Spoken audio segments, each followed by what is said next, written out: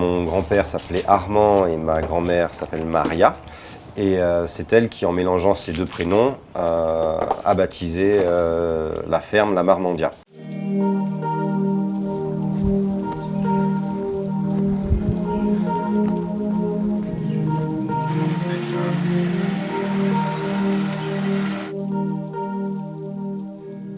Mon grand-père s'est installé ici dans les années 70. Ma grand-mère qui habitait à Saint-Denis l'a rejoint lorsqu'ils se sont mariés. C'était une activité de canne à sucre principalement à l'époque. Il y a eu quelques autres cultures. Mon père a fait du géranium, il y a eu un petit peu de tabac, il y a eu de la fraise. Et bon, avec une production principale de canne à sucre. Pour sortir de la canne à sucre, en fait, donc c'est mon père qui a commencé la démarche.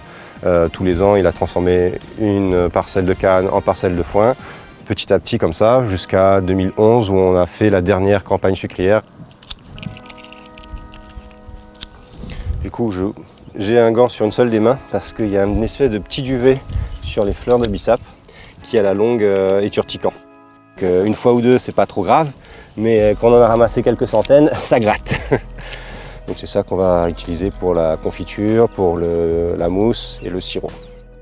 Voilà. Et c'est ce qu'on fait sécher pour faire les infusions. Le bissap, c'est une fleur qui est originaire d'Afrique, qui est utilisée là-bas depuis des millénaires. Et c'est arrivé à La Réunion, forcément, avec les premiers esclaves. Ils ont ramené les plantes de chez eux. C'est une plante qui était traditionnellement présente dans les jardins créoles. Donc il faut à peu près 1 kg de sang de fleurs.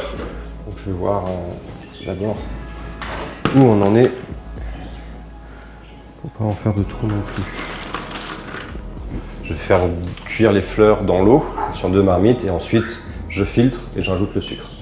C'est revenu à la mode, on va dire, il y a 4-5 ans. Il y a eu une remontée de l'intérêt du bissap sur les marchés.